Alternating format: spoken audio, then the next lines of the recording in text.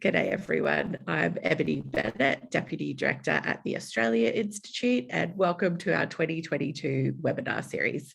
As you can hear, I'm a little croaky today. I've been sick this week, but really looking forward to today's webinar. Thank you so much for joining us. I want to begin by acknowledging that Canberra is Ngunnawal country and pay my respects to elders past and present. Long-time viewers of the webinars will know that days and times for webinars may vary, so head on over to australiainstitute.org.au so you don't miss out on any upcoming webinars. Next week, we have our regular pole position with Guardian Australia's Catherine Murphy and Peter Lewis from Essential Media. Just a few tips before we begin today to help things run smoothly. If you hover over the bottom of your Zoom screen, you should be able to see a Q&A function where you can type in questions for our panel for the second half of today's webinar. And you should also please keep things civil and on topic in the chat or we'll boot you out. And lastly, a reminder that this discussion is being recorded and it will be posted on our website later today. Well, the 14th issue of Australian Foreign Affairs that I have my copy here is the Taiwan Choice, Showdown in Asia, and it examines the rising tensions over the future of Taiwan as China's pursuit of unification pits it against the United States and US allies such as Australia. The issue explores the growing risk of a war and the outlook for Australia as it faces a strategic choice that could reshape its future in Asia. I really highly recommend you to buy a copy, particularly if you're not a foreign policy wonk like me. I'm just a layperson. It's a really good issue and I think covers a lot of topics and a very easy read, even if you're not familiar with the topic. It's published by Schwartz Media, publisher of the Saturday paper, the monthly and quarterly essay and books under the Black Ink imprint. So it should be available in all good bookshops and newsagents. And in conversation today, we've got two of the contributors to the Taiwan Choice. Hugh is an Emeritus Professor of Strategic Studies at Australian National University, whose essay reveals why the war over Taiwan is a grave danger, is the gravest danger Australia has faced. Yu-Jie Chen is Assistant Research Professor at Academia Sinica and an affiliated scholar at the US Asia Law Institute of NYU. And her essay explores the Taiwanese view of autonomy. And Allan Behm is Director of the Australia Institute's International and Security Affairs Program at the Australia Institute. Hugh, Yu-Jie and Allan, thank you so much for joining us today. And Linda Jacobson is an apology today. She is unwell, a little bit like myself, but she's actually lost her voice. So her essay is about Xi Jinping's views on Taiwan in an age of Chinese expansionism and is well worth checking out as well. Hugh, I want to come to you firstly. Thank you for joining us. Your essay, you describe the war not as inevitable in Taiwan, but really as a real and growing risk. Before we get into the implications for Australia, you talk about Taiwan being a test of resolve for the major powers, China and the United States. Could you outline for us to begin with how each of those major powers approaches Taiwan and what is at stake for each? Yeah, look, thanks, Ebony. It's a great pleasure to be here with you.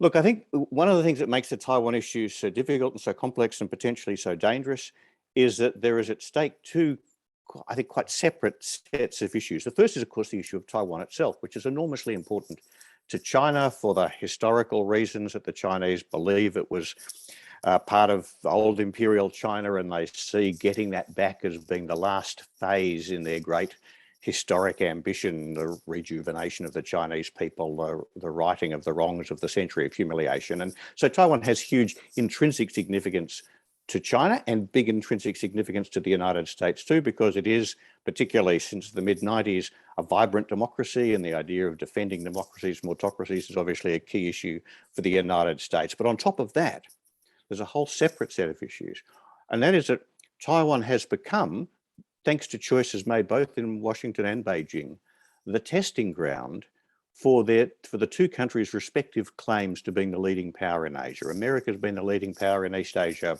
for 100 years or more. China, of course, was a leading power in East Asia for centuries. You might even say millennia before that. America wants to preserve its position as the leading power in Asia, and China fundamentally wants, I believe, to drive it out, to take America's place as the leading power in East Asia. And Taiwan is the testing ground for that, because the way in which countries manage these leadership transitions, these order transitions, as one power rises, another power falls, at least relatively, is that they look for issues over which their relative power and resolve can be tested. And Taiwan has become that issue between the US and China. America wants to show that it's strong enough to continue to be the dominant power in Asia by forcing China to stand back from Taiwan, as it's done, of course, for 50 years now, since 1972. And China wants to show that it is now the leading power in Asia, and America's era is past, by proving that America can no longer compel China to stand back from Taiwan, and cannot deter China from unification if necessary by force. And so it becomes a test of the power and resolve of the two sides. And because the stakes are so high, not just the Taiwan issue itself, but their respective positions as to which of them will be the leading power in the most dynamic and prosperous region on Earth, this is the kind of issue over which great powers have throughout history been willing to go to war. That is not to say, as you said, it's not to say that war is inevitable. It does mean that it's a much bigger risk, I think, than most of us normally understand. Thank you for that. And I think we'll come back to some of those issues that you've raised. Yu-Jie, I want to come to you next. Countries like Australia are obviously debating how they will respond to this issue and those issues of the major powers that Hugh was just referring to. But of course, ultimately, it's Taiwan's future that is at stake here. As you say, your essay, there's 23.4 million people there who all have an opinion on this as well. What can you tell us about what the people of Taiwan want for their future? So yes, I think Taiwanese people have been making choices for themselves, especially since democratization in the 1980s. And we do this through vigorous discussion in the politics and civil society, and also through our votes.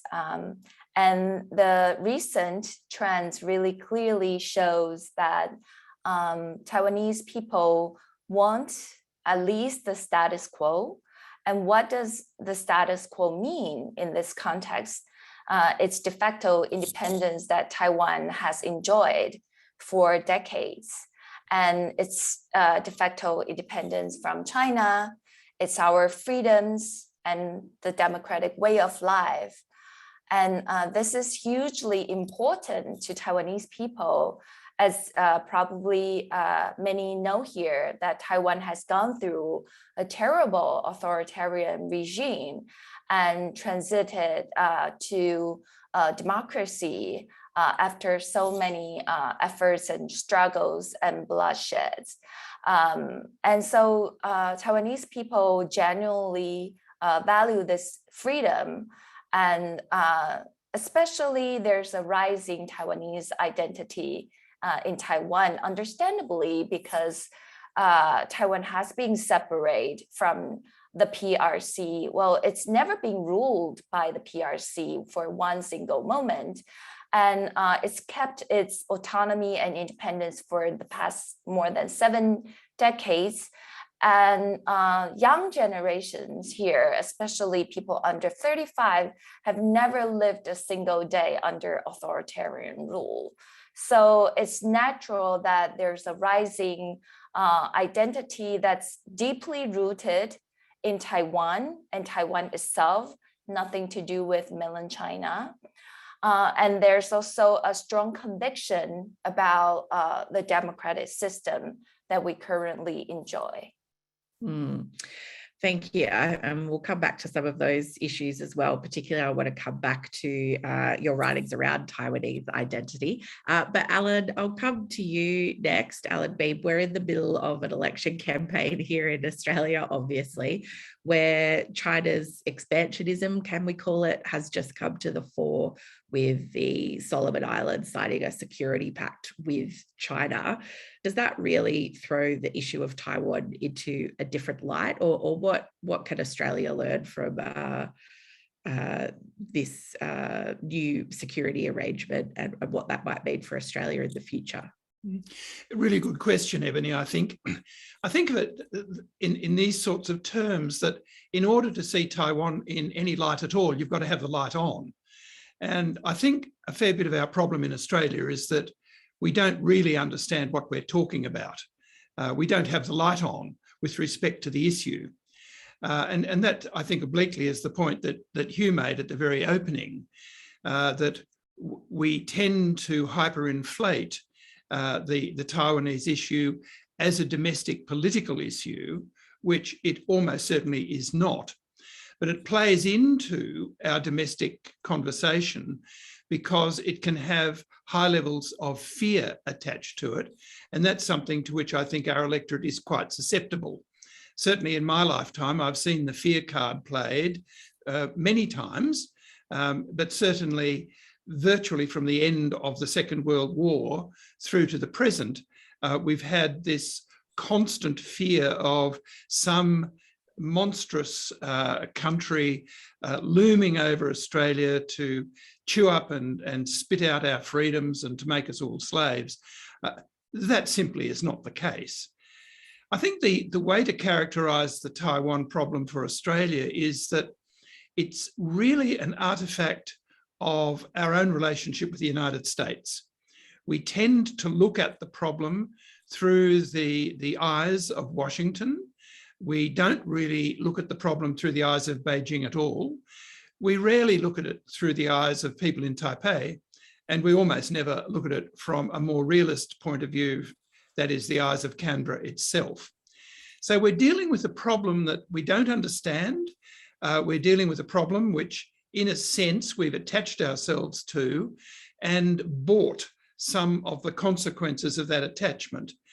And I think that for Australia, that's where the danger really lies, going into what is a really major geostrategic problem, but with our eyes closed, with the lights off, and on the basis of a whole lot of assumptions about how we're going to respond in support of putative American reactions to what might or might not happen. So I think that Hugh has an expression which he used quite a long time ago, which is sort of countries sharing the same bed, but having quite different dreams. And I think that that's a fair bit of the problem here, that it's perceived differently in Washington, it's perceived differently in Beijing. The Americans use it as a way of keeping Beijing unbalanced. Beijing can't use it that way, and hence a bit of Beijing's clamour is because the way in which the issue is played is far from being equal. And for us, of course, we just like to go along as the acolyte of the United States, prepared to do whatever is necessary as yet another investment in our strategic relationships with the United States. And I think that that's where a fair bit of the confusion lies for people in Australia. Thank you. I can see we've got around 300 people on the line with us today. Thank you so much for joining us. Just a reminder, you can put questions for the panel in the Q&A box, and we'll come to those in the second half. Hugh, coming back to you, Defence Minister Peter Dutton basically said that it would be inconceivable that Australia wouldn't support the US in an action around the issue of Taiwan if the US chose to take that action. I feel like he's kind of walked that back a little, but not a huge amount. But is that right? What is Australia's choice, or is that Australia's only choice, backing the United States now that we've joined AUKUS? Or are there other paths available to us going forward to manage this, dissonance between the two major powers? Well, I think it may well be inconceivable for Peter Dutton that we wouldn't, but that doesn't mean that it's inconceivable for the rest of us. Look, it's a really important question, Ebony. Let's start with the treaty. The Ansys Treaty is a short document, but quite complex because it's a little bit vague in some of its implications. I don't think the Ansys Treaty itself obliges Australia to go to war alongside the United States if the United States goes to war with China over Taiwan. The stronger argument for us to go to war with the United States, alongside the United States, if there's a US-China war over Taiwan, is first of all that if we didn't, it would enormously damage our standing as an ally in Washington. And secondly, so to speak more broadly, if we believe that our future security depends on America remaining the dominant power in East Asia, then our future security depends on America being able to win that war against China, and therefore it would be in our strategic interests more broadly to support the United States in that kind of war. And if you were to sort of press Peter Dutton or many of the people who agree with him in Canberra as to why we should support the United States in such a war, that's the answer they'd give you. The other side of the coin, though, and the reason why I would give the contrary answer, is that I don't think we're going to win that war. I think the problem with the US-China war over Taiwan is that that is a war that the United States is not going to win. Even if they did win it, it would be, to paraphrase Churchill a little, speaking of the First World War, a victory bought at so high a price that it would be indistinguishable from defeat.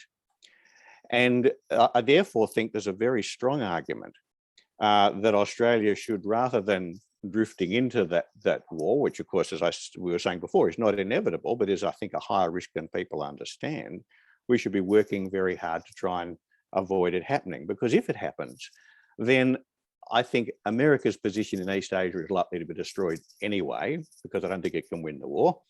And what's more, because if that happens, if America no longer has a strong position in East Asia, it no longer needs Australia as an ally, and therefore the Ansys alliance that we'd be going to war to protect would be destroyed as well. And so all the arguments in favour of us going to war to support the United States, the arguments that make it, in Peter Dutton's view, inconceivable, actually fall away when you look at the reality of what the war would be like and what it would mean.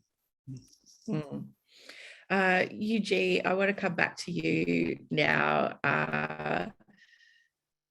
and to that issue of Taiwanese identity, perhaps, but also you kind of talk about the fact that opinion has perhaps shifted recently in Taiwan, particularly in light of China's recent behaviour in terms of the crackdown in Hong Kong and other things that maybe have solidified public opinion in Taiwan. Can you just tell us a little bit about people's attitudes towards China and what Taiwan's future should be, and how that connects with that that issue of identity that you were talking about, where it seems to be much more distinct than it perhaps was in the past, particularly amongst younger generations? Yeah, good question. I like to trace this trend back to 2014 sunflower movement. That's when the KMT, the Nationalist Party, was in power. And at that time, our then President Ma Ying-jeou signed a lot of cross-strait agreements with China, and it provoked a lot of dissatisfaction in the civil society, which then led to the sunflower movement and a large-scale protest in Taipei in 2014. And I think since then you can see a steady change, a shift in the attitudes toward China, more cautious about closer ties with China. And then in 2019, you see Hong Kong's, the crackdowns in Hong Kong, and 2020, you see imposition of a national security law in Hong Kong and undermining Hong Kong's rule of law and human rights. And so we in Taiwan all have watched this very closely, and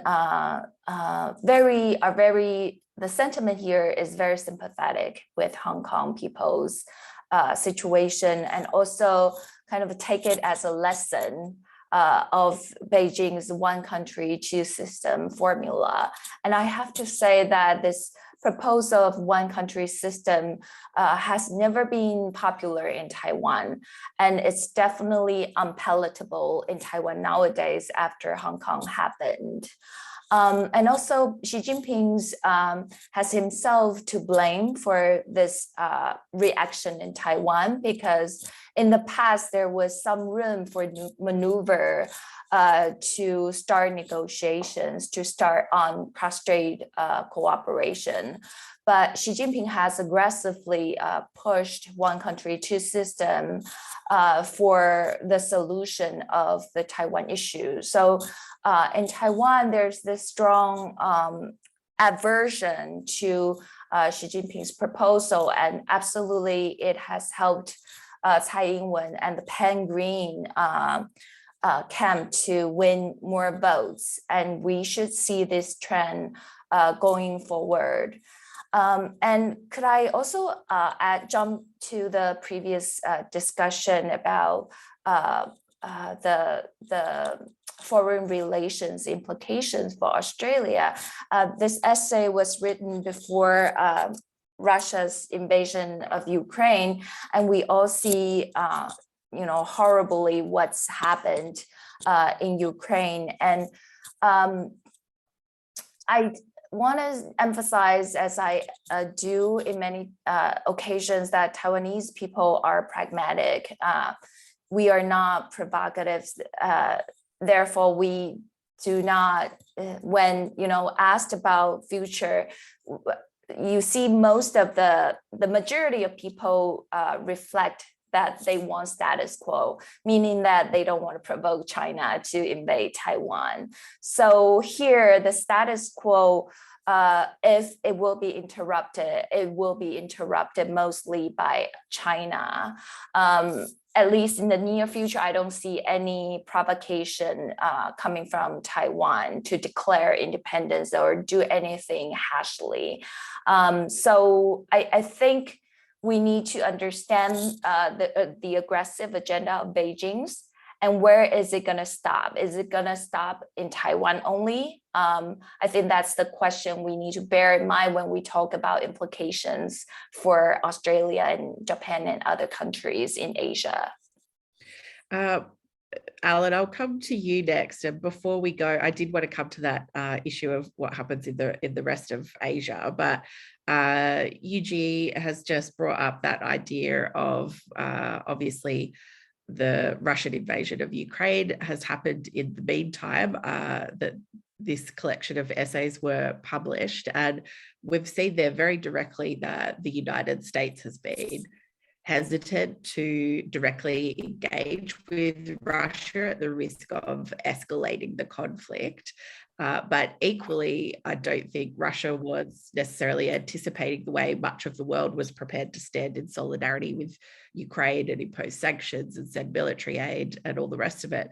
I'm just curious there about the lessons for China from the Ukraine conflict.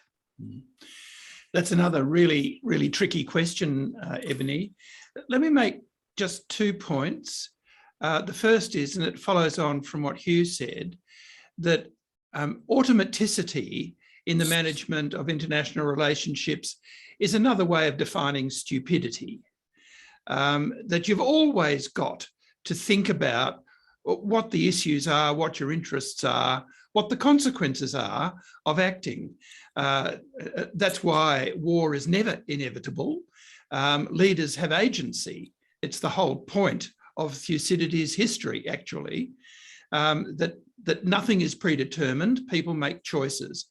And so for Australia, we ought to look around a bit and see how many other countries in the world simply think that their strategic future is automatic. Canada doesn't. And we ought to pay attention to a country like Canada. It's got very deep interests, as we do, in the stability of the Pacific, but equally, they have very deep interests in the long-term management of their own strategic future. And so they don't automatically side with the United States in every adventure that the United States embarks upon. We prepared, as you know, in the Australia Institute, a fairly comprehensive paper on that last year, which the viewers are welcome to go on our site and find, but we did argue that there are no sound theoretical reasons for Australia automatically joining a war in Taiwan. The second point I want to make is this. It's all very well for strategic theorists to sit in their air-conditioned offices and think about war in a transcendental kind of way. The exchange of power in various dimensions, all of which is important to understand. But ultimately, war is down and dirty. And what we've been reminded of again in the Ukraine is that in war, soldiers kill each other and soldiers kill civilian populations. And as I look at the Taiwan issue, I look at the people of Taiwan as being caught in the middle of theoretical power plays between major powers, as though Taiwan really didn't matter much. But I think that the 24 million people who live in Taiwan do matter. They don't want to be caught in the killing fields somewhere between Washington and Beijing. And that's one of the reasons that I think the people of Taiwan are very much more measured in the way in which they approach this problem than perhaps people in Australia are. We have higher levels of concern in Australia than even the people in Taiwan do. And I think the reason for that is that the people in Taiwan are much more realistic about what the consequences of a war around independence or reunification would actually be. So my guess is that in Beijing at the moment, the leadership is looking at what's happening in the Ukraine with extreme interest. And my guess is that their interest is taking them down the path of increased caution rather than emboldening them to launch a similar kind of activity with respect to Taiwan, which was part of the speculation 2 months ago. Oh, won't this release Beijing into a similar sort of action to its east? Well, I don't think so. And it's for the same reason that Putin, if he's smart, and I think he is probably having a lot of second thoughts about the strategic and political wisdom of embarking upon a war against the Ukraine. I might just leave it there, Eb. Yeah, thank you very much, Allan.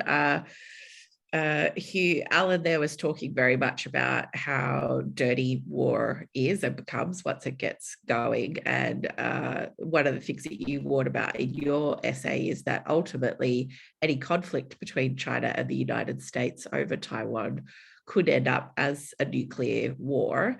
I feel like that often gets overlooked or just ignored as part of this debate.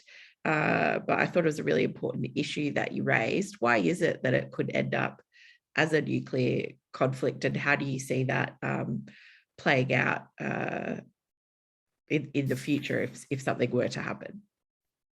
Yeah, look, thanks, Ebony. It's a really critical issue, and just sort of bouncing back to the Ukraine situation. I mean, there's a million different aspects of the Ukraine story, but one is that neither the United States nor NATO has any intention of actually fighting for Ukraine.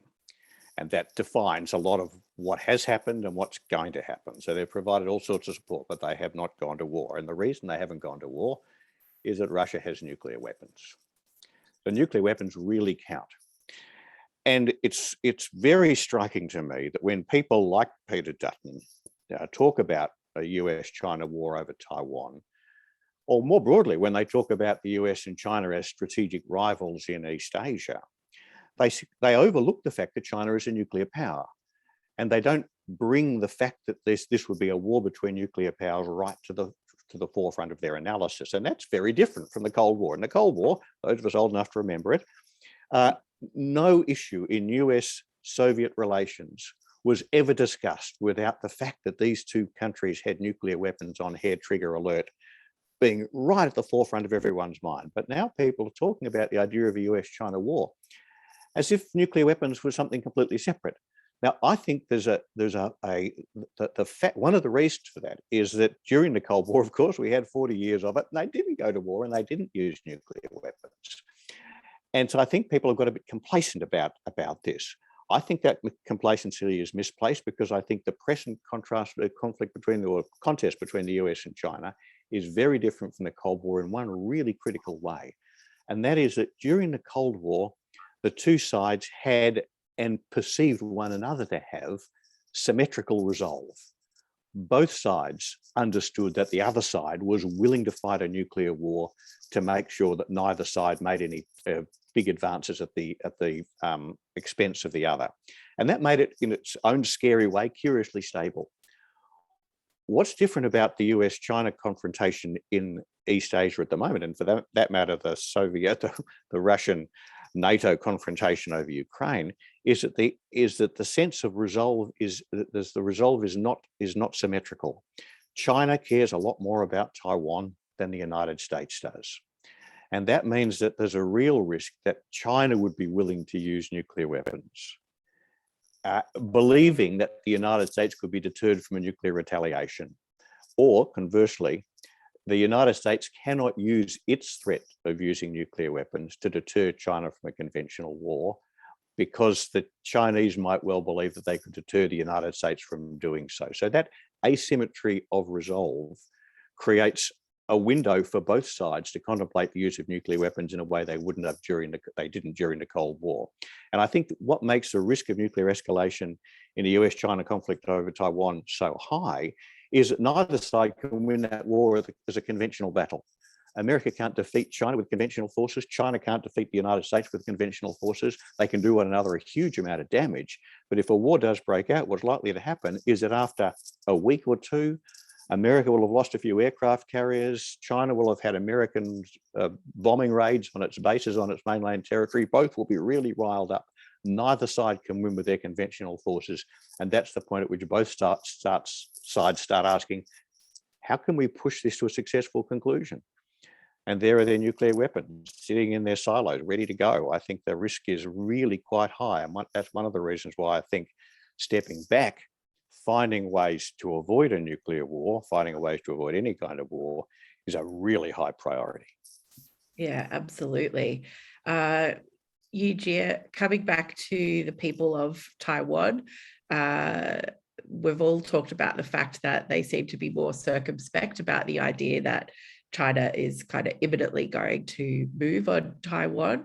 And you write that 2/3 of people in Taiwan don't seem to agree that sooner or later the CCP will ultimately invade Taiwan.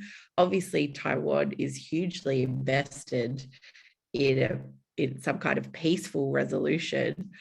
What are the alternatives that Taiwan is exploring for either some kind of accord or settlement or arrangement for its future that, takes us down the path of peace and not for conflict? So our current president, Tsai Ing-wen, since in office in 2016, has been saying that she remains open to dialogues with Beijing. And to this day, she still has this position. And I think this is a demonstration of the people's sentiment as well, that we don't want war. We would like to resolve our differences through negotiations. So I think it's really, if you ask any foreign relations expert, they all say, they would all agree that President Tsai Ing-wen has handled Taiwan-China relations quite well, with quite composure and measure. The problem now is Beijing is not talking to us. Definitely Xi Jinping is not talking to Tsai Ing-wen and is not willing to resume the semi-official channels that had been used during 2008 and 2016. So that's worrying. And moreover, in recent years, we also see Beijing's increased penetration of Taiwan's air identification zone, air defense identification zone, and also increasing military drills around Taiwan. So this is what I call in the essays scare tactics. We really don't know Beijing's intention at this point, but I agree with Allan that after Ukraine, after Russia's attack of Ukraine, and after Ukraine's fierce resistance, I think Beijing is watching closely. I don't see a war across the Taiwan Strait that will occur in the next couple of years, but I wouldn't rule out that it will occur after the period after Ukraine settles down, and Beijing will watch what the consequences are before preparing itself to do anything about Taiwan. And I think there are also a lot of lessons that Taiwan and the United States can learn from the Ukraine situation, and maybe we can talk about that later. Before I go to questions from the audience, excuse me, Hugh and Allan, I wanted to come back to you about Australia's other options. Hugh, at the end of your essay, you talk about that Australia should make clear that it would not join America in a war over Taiwan for various reasons. And I do encourage people to buy the issue if you haven't yet read all the essays in it. It is fantastic. But I wanted to come back to that idea of what Australia's other options are and how other middle powers in Asia are managing China as a major power on their doorstep, essentially. Australia seems to inflate the risk. As Allan mentioned, it's often discussed as a domestic political issue. How do other countries in Asia approach it, and what might Australia learn from them? Well, it's a really good question, Ebony, because one of the things it reflects is that, right behind this whole question we're discussing is the broader question of how do we come to live with China's power and ambition as it now exists. And the rise of China is itself, of course, one of the great strategic transformations of history. And, we tend to think that history is something that happens to our parents or grandparents, but no, history is happening to us right now in a very big way. And it's a huge issue for Australia because we have never, ever since European settlement, we have never encountered an Asian power as strong as China is today. It's stronger even than Imperial Japan was at its heyday. And so this is a whole different kind of diplomatic foreign policy challenge for Australia of a kind we haven't faced before. And you're right, one of the things we should be doing is watching how other countries in Asia respond to it. And I think the key thing to make is that other countries are doing what we used to say we'd do. For a long time, Australia said, we don't have to choose between America and China. And we kind of, skated along saying that. Then a few years ago, we flipped quite quickly and we absolutely chose the United States. And we're now sort of siding with the United States. Further US-China rivalry escalates, the more strongly we cling to the United States. But if you look, for example, at countries like Singapore or South Korea or Vietnam, indeed any of the Southeast Asians, they're all being very careful to avoid making those sorts of choices. They don't want to side with the United States. Of course, they want the United States to stay in Asia to balance China, but they're not going to support the United States in a military confrontation with China or a new Cold War with China because they don't think the United States can win. And I think that kind of approach to China is going to split the region, or worse, end up with the United States being pushed out of the region altogether. And I think the secret for Australia is to start realizing that we're not going to be able to preserve the old US-led order in Asia, which is what we're trying to do at the moment. And I might say both sides of politics are trying to do. What we should be trying to do is to recognize that China is going to end up being more powerful and influential in Asia, whether we like it or not. That's just, if I can put it this way, Newtonian geopolitics. The stronger China becomes, the more influence it's going to exercise. And we're going to have to learn to live with that and manage it. And the best thing for us to do is to encourage the United States and China both to recognize one another as major powers in Asia and work together rather than to indulge in this kind of confrontation. The fear, from my point of view, is that we've left it too late, that China is already so powerful and so resolved that it's going to raise the costs to the United States of preserving a position in Asia so high that the United States will just bug out. in which case we are going to have to learn to live in a region in which China is the most powerful state, and that's going to be a very difficult thing for us to do. But the starting point is to stop pretending that we can just, by supporting the United States and everything the United States does, we can somehow make this problem go away. America is not going to solve our China problem for us. Yeah. Allan, did you have anything to add to that? I do have one thing to add, Ebony. A couple of months ago, I did publish a book in which I schematically look at how Southeast Asia in particular has dealt with its China problem over about 2 millennia. That's quite an amount of history that we, if we were smart enough and humble enough, could learn from. We like to have silly epigrams like walk softly and carry a big stick. But that's not how Asia operates at all. What the Asians do is they walk softly and don't shout out. And we could learn quite a lot from that. We conduct our diplomacy at the moment in a rather boisterous, somewhat hysterical way. We just should calibrate the way in which we deal with China against the way in which our friends and neighbours in Asia, including Taiwan, deal with China.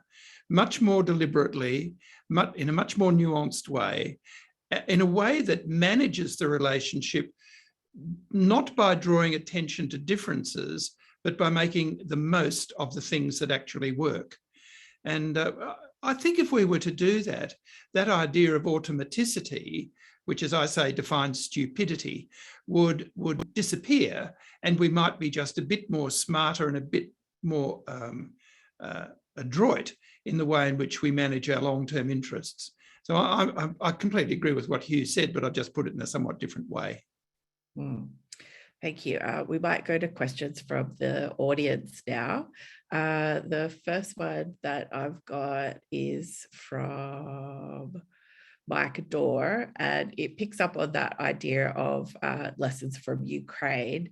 And he asks, is there any chance that China and the US will take a chill pill as a result of the Ukraine crisis and decide that potential conflict is in the far too hard basket for at least the next 50 years or more?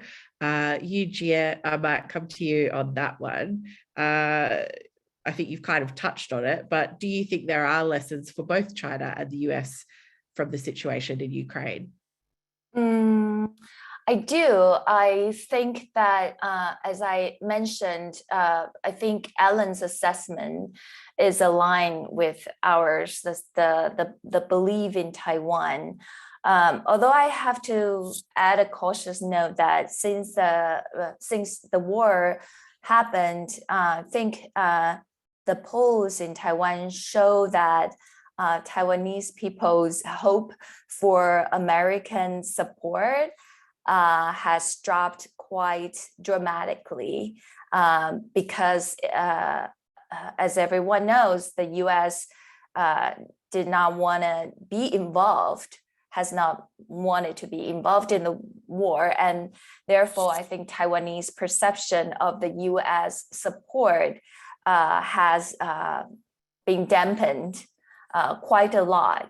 But I think the lesson to take from the Ukraine situation, and I'll only speak about Taiwan because I'm more familiar with that. I think for us is to really, and I agree with Hugh on this point, to prevent any war, any conflict from taking place.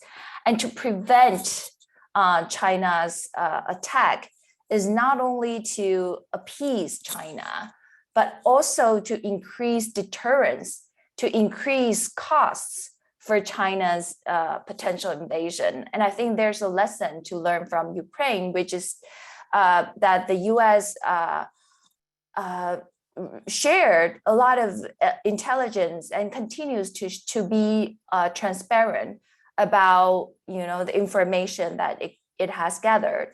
And I think that helps in a conflict situation like this, especially for other countries and Taiwan to coordinate with the United States about what is going to happen, and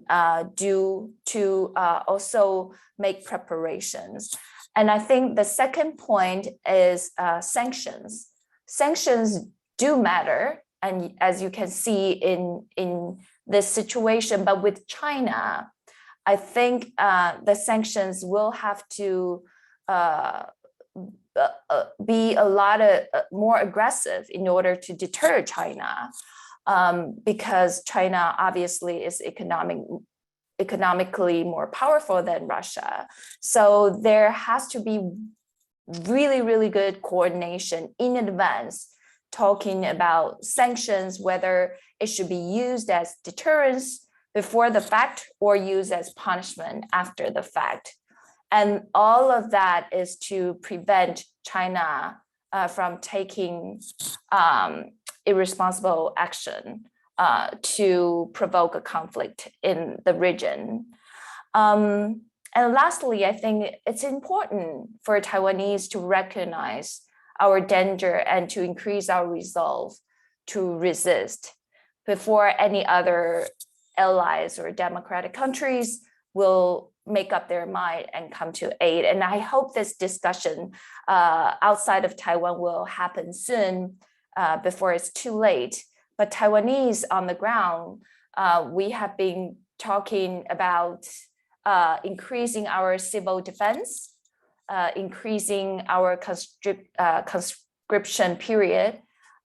So the resolve is really important in Taiwan, and we have to do a better job defending ourselves before we can ask for international help. Hugh, the next question is for you. It's from Ivan Quayle, who asks, why is it that you think the United States and allies would not win such a war were it to happen over Taiwan? Yeah, really good question, Ebony, and thanks for it. Look, a war with China over Taiwan would be a maritime war, and it would be the first big maritime war since 1945. Big maritime wars are pretty rare. And when we look at what's been happening in maritime warfare over the last, 100 years or more, really, but particularly over the last few decades, there's been a very consistent pattern. And that is that it becomes harder and harder to project power by sea as ships become easier and easier to find and easier to sink. And the reason why that affects the outcome of the war over Taiwan is that in a war over Taiwan, it's the United States that has to project power by sea much further than China does. Of course, China has to do an invasion across the Taiwan Strait, but America has to project power right across the Pacific Ocean. And I think, and this is not a controversial proposition, I think it's well understood, at least in some circles in the United States, that China can now find and sink the ships that America depends on for power projection. And that means that the United States cannot anymore concentrate enough combat power in and around Taiwan to defeat the forces that China can bring to bear. And of course, that judgment is a reflection of something else, and that is that over the last 25 years, China has enormously expanded its military capabilities, and in particular, its air and maritime capabilities. You could say that for a quarter of a century, China has devoted a defense budget, which has been growing on average something like 8 or 9% per annum, almost entirely to enhancing its capacity to win that war, to win the war over Taiwan. And my judgment is, as a ex-defense planner, is that I think they've done a pretty good job of it. And for that reason, I do think it's going to be extraordinarily difficult for America to win this war. And one of the problems we have is that, particularly after the end of the Cold War, people got used to saying, oh, well, the United States is the world's dominant military power and it can virtually win any war it likes. That's just not true. It's one of those things that people keep on saying, which just is not borne out by the facts. So I think there's a very sort of, fundamental, if you like, operational reason why that should be the case. But it's also worth stepping back a couple of steps and thinking of it in sort of grand strategic terms and asking ourselves, what does winning a war with China mean? What does it look like to win a war with China right on China's doorstep? Because in the old days, if you go back to World War II, for example, how did we win those wars? Well, we occupied the country. We entered its capital, we destroyed the system of government in Germany and Japan, and we replaced it with one we liked better. Now, I'm going to make a bold prediction here. Whatever else happens, we're never going to be able to win a war with China that way. We're going to have to find some way to live with a powerful China, even if it does decide to invade Taiwan. And that's, that, if you like, is the tragedy of the present situation. It's the scale of the difficulty for Taiwan and for the people of Taiwan at the moment. It's the scale of the issue for the rest of us. The fact is that this is not an issue that can be resolved by military means to our satisfaction. I think there are also lessons there for Ukraine. We've got to be very careful how we define, how the West defines victory in Ukraine, but that's another topic. I'll leave that for another time. Yeah, that's a good point too. Allan, I want to come back to you. There's a question here from Ali Rizik, who says, why is it that Australians have an unrealistic view, he says, as compared to Taiwan, as you described it? Is it because we're so far away from Taiwan and hence have a more simplistic view? And if I might add to that, is it because it, as he said, has become part of the domestic political debate, and therefore there's reasons for people to kind of stoke fears about it? Well, Ali has asked a really big question. Some of it deals with what one might call our strategic psychology. We are fearful. It's part of our mindset in Australia. We always have some kind of monstrous boogeyman against whom we feel we've got to do our defence planning. And Hugh and I have worked together over very long periods of time trying to fight back against the idea that certain enemies are inevitable. And sometimes we've been successful, Hugh, at other times less so. I also think, though, apart from our strategic psychology, again, I address that in the book that I've written, and I'm not going to talk about it now. We have this tendency to play important global issues directly into our domestic political landscape. And we don't get them right, but they're used by the major parties in Australia for much the same purposes. And that is to have a point on which the major parties can say, we will keep you safer than the other people will keep you. Just follow us and we'll look after you. It is actually pretty stupid when you sort of give a bit of deeper thought to it, because there are very few circumstances in which a population of a little bit over 25 million people can make a determinant outcome in matters of war. Neither of our major parties would be able to do that. And as Hugh has said, and I completely agree with, the idea that we should go along and support the United States in a war against China would be the height of folly, because it's unwinnable. In any sense, it's unwinnable.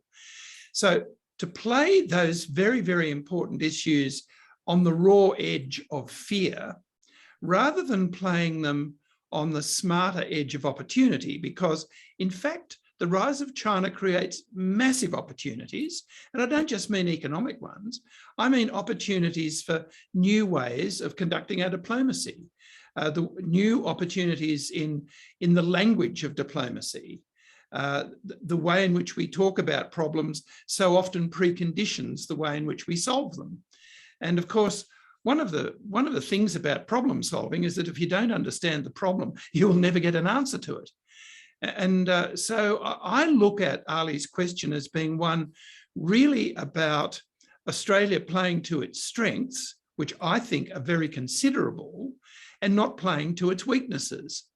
Our strengths are that we are a continent, we are the 13th/14th biggest economy in the world, we're a very, very cohesive society, comparatively so anyway. We have very high standards of education, we're a skilled society, we just lack a population. And if we play to our strengths, we're going to look a bit more like the saner members of the global community, some of which live in the Pacific, I might say, and some live in the Scandinavian countries. We're going to look more like them than like a barracker who's sitting up in the bleachers, screaming and shouting and saying how much we're looking forward to the contest without really giving anything like serious thought to the fact that it's not a contest we even want to watch or be in. So I hope that answers Ali's question anyway, or at least gives some comment on it. Thanks, Allan. Hugh, this one is for you, and it goes back to that issue of the threat of it becoming a nuclear conflict. Colin Mitchell asks, do you agree that Australia should urge the United States to declare a policy of no first use of nuclear weapons, thus matching China's existing no first use policy to reduce the risk that a military conflict between the United States and China would turn into a nuclear war? Yeah, look, a really good question. I do think we should urge the United States to abandon no first use, but my argument for that is a little bit different from many other people's. And that is that I think the danger with the US no first use policy is it encourages American decision makers to think that that threatening to use nuclear weapons first might work. In the little scenario I sketched earlier, Ebony, I suggested that one of the ways in which US-China war over Taiwan could go nuclear is the United States decides that having failed to win a conventional war, it can use a threat of nuclear escalation to force the Chinese to back off. And this is part of American strategy. Serious people in Washington believe that this is what the United States could do. And they believe that would work because they believe the Chinese would not be willing to retaliate. Now, I think that's wrong. I think the illusion that Americans have that threatening a first strike could be effective against China is one of the things that makes it less unlikely that the United States would decide to go to war with China over Taiwan. And I think that is bad strategy because I don't think it would work, and it would make a war more likely and a nuclear war more likely. So I think it would be very much in Australia's interest for the United States to abandon the first use, to make a no first use declaration, not because I have any great faith in China's no first use declaration. I don't think that's worth the paper it's printed on, but I think it would help to add some realism and sobriety to US strategic decision making. Yu-Jie, I want to come to you just to finish up. We've only got a couple of minutes, but Gray Southon has asked about, we've all been talking about the points of conflict, but what about the extensive cooperation on all sides that could be used to resolve issues? Obviously, Taiwan has been existing with China on its doorstep for a long time already. There is extensive ties and cultural history there. What are some of those opportunities for us to embrace as an alternative to heading down the path to conflict? Yeah, I totally agree. I think that's a great question. Think back just a decade ago when the semi-official organizations used by the two governments were still in talking with each other, and also the government agencies also through various channels were in talking with each other. And I think that's a good way to deflect tension and also to increase the trust and deepen cooperation across the strait, so that, whether it's Taiwan or it's China that is going to provoke conflict, either side will suffer consequences because they have so much invested in each other, right? That's what we had hoped. But I think after Xi Jinping took office, especially in recent years, we are increasingly worried. As I mentioned earlier, Beijing has shut down communication with Taipei, and that really increase the risks of misjudgment and misunderstanding. And so perhaps a good strategy here, and I think Taiwan has been doing that, is to stay low and keeps open, keeps the dialogue possibilities open.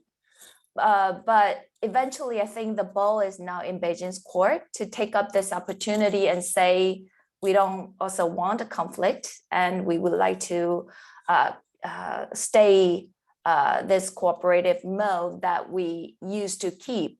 But I think that chance is getting really slim. I don't think that fits with Xi Jinping's agenda to unify Taiwan and use force at its discretion.